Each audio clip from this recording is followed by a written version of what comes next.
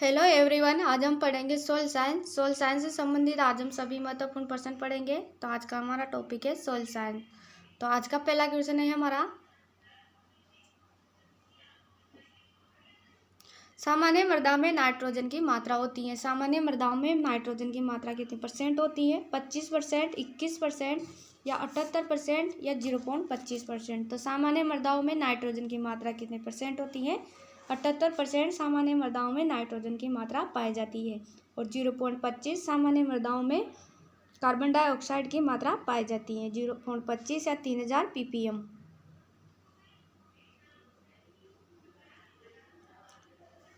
मृदाओं में ऑक्सीजन की मात्रा 20% पाई जाती है और वायुमंडल में ऑक्सीजन की मात्रा 21% पाई जाती है।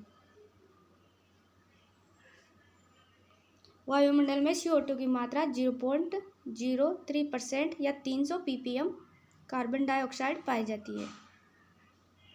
नेक्स्ट क्वेश्चन है, लवणों को पानी में घोलकर जड़ क्षेत्र से नीचे ले जाने की क्रिया क्या कहलाती है? मृदा क्षरण, मृदा जल निकास या अपक्षालन या कोई नहीं। तो लवणों को पानी में घोलकर जड़ क्षेत्र से नीचे ले जाने की क्रिया क्या कहलाती है? अपक्षालन कहलाती है। नेक्स्ट क्वेश्चन है, अम्लीय मृदाओं का प्रबंधन किया जा सकता है। अम्लीय मृदाओं का प्रबंधन कौन सी क्रियाओं के द्वारा किया जा सकता है? चूने वाले पदार्थ मिलाकर या समुचित जल निकास करके या अम्लीय रोधी फसलों से या सभी। तो अम्लीय मृदाओं का प्रबंधन कौन सी क्रियाओं द्वारा किया जा सकता है? इन सभी क्रियाओं के द्वारा अम्लीय मृदाओं का प्रबंधन किया जा सकता है। नेक्स्ट क्वेश्चन है, पहाड़ी क्षेत्रों में भूक्षरण रोकने का उपाय। पहाड़ी क्षेत्रों में भूक्षरण किसके द्वारा रोका जा सकता है? भू परिष्करण द्वारा, वृक्ष लगाना, समुचित खेती करके या सभी। तो पहाड़ी क्षेत्रों में भूक्षरण इन सभी क्रियाओं के द्वारा रोका जा सकता है। नेक्स्ट क्वेश्चन है, खेत की उपजाऊ मृदा की परत समान रूप से खेत से बाहर बह जाना कौन सा क्षरण कहलाता है? परत क्षरण, बौछार, रील या अवनालिका अपरदन। तो खेत की उपजाऊ मृदा की परत समान रूप से खेत से बाहर बह जाना कौन सा क्षरण कहलाता है? परत क्षरण कहलाता है, जिसमें मृदा की सतह में उपस्थित सभी उर्वरक पदार्थ खेत से बहकर बाहर चले जाते हैं। नेक्स्ट क्वेश्चन है, निम्न में से किसके प्रयोग द्वारा अम्लीय मृदाओं को सुधारा जा सकता है? किसके प्रयोग द्वारा अम्लीय मृदाओं को सुधारा जा सकता है? जिप्सम के द्वारा, चूना द्वारा, यूरिया द्वारा या कोई नहीं। तो किसका प्रयोग करके अम्लीय मृदाओं को सुधारा जा सकता है? चूना का प्रयोग करके अम्लीय मृदाओं को सुधारा जा सकता है। चूना या रॉक फास्फेट के द्वारा अम्लीय मृदाओं को सुधारा जा सकता है। नेक्स्ट क्वेश्चन है, मृदा उर्वरता को प्रभावित करने वाले प्राकृतिक कारक है। मृदा उर्वरता को प्रभावित करने वाले इनमें से प्राकृतिक कारक कौन से हैं? स्थलाकृति, जलाक्रांति या मृदा pH या कोई नहीं। तो मृदा उर्वरता को प्रभावित करने वाले प्राकृतिक कारक कौन से हैं? मृदा pH प्राकृतिक कारक है। नेक्स्ट क्वेश्चन है, क्ले मृदा की अपेक्षा ब्लुई मृदा की उर्वरता होती है। क्ले मृदा की अपेक्षा ब्लुई मृदा की उर्वरता को कैसी होती है?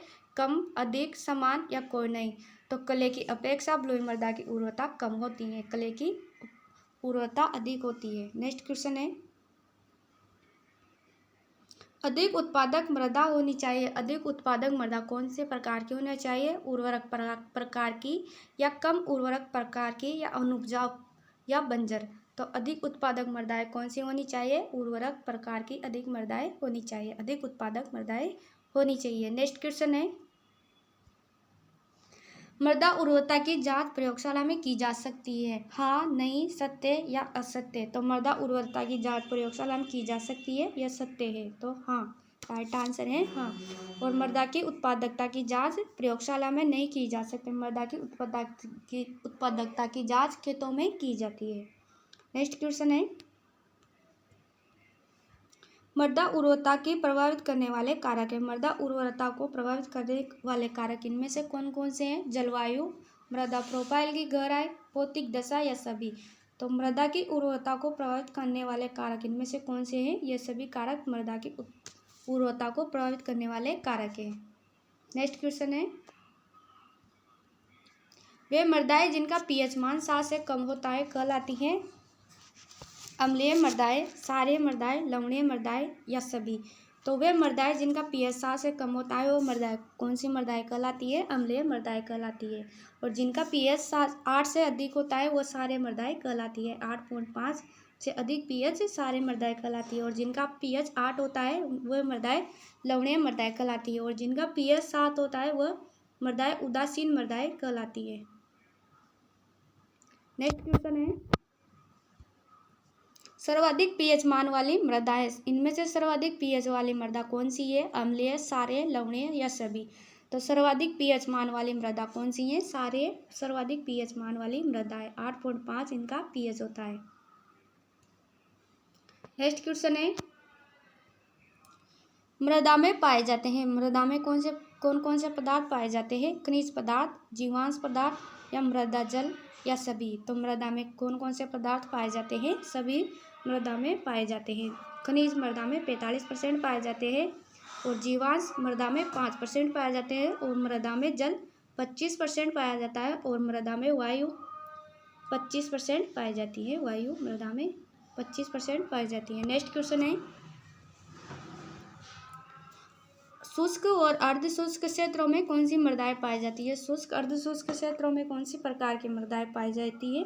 अम्लीय, क्षारीय, लवणीय या बी और सी दोनों?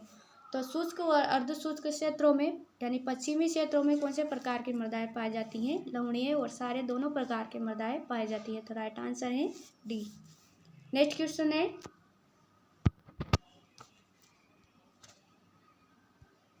सफेद ऊसर मृदाएं कौन से मृदाओं के नाम से जानी जाती हैं? सफेद ऊसर मृदाओं को अन्य कौन से नाम से जाना जाता है? अम्लीय मृदाएं, क्षारीय मृदाएं, लवणीय मृदाएं या बी सी दोनों? तो सफेद ऊसर वाली मृदाओं को अन्य कौन से नाम से जाना जाता है? लवणीय मृदाओं के नाम से जाना जाता है। नेक्स्ट क्वेश्चन है, लवणीय मृदाओं में विनिमयशील सोडियम यानी ESP की मात्रा होती है 15% से कम, 15% से अधिक या 15% या बी सी दोनों? तो लवणीय मृदाओं में विनिमयशील सोडियम की मात्रा कितनी % होती है? 15 से कम लवणीय मृदाओं में विनिमयशील सोडियम की मात्रा होती है और लवणीय मृदाओं का pH 8 से कम होता है।